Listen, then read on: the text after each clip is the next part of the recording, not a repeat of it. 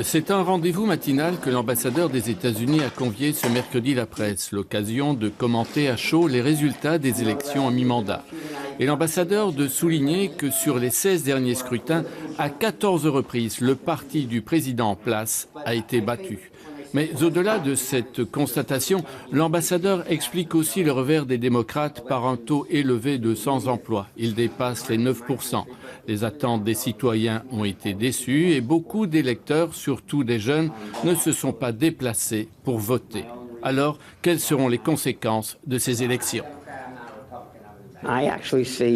En fait, en ce qui me concerne, je ne vois que peu de changements au niveau international. Nos relations avec la Belgique, les relations avec la communauté internationale, je n'en vois même aucun. Notre pays reste attaché à construire un partenariat avec l'Europe. Il reste attaché à ses nouvelles relations avec la Russie.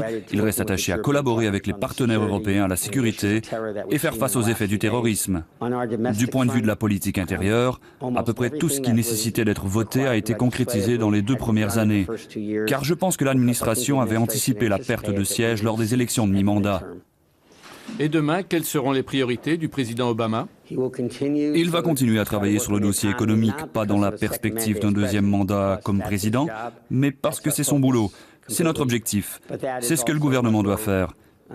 C'est vrai dans mon pays, c'est vrai ici aussi.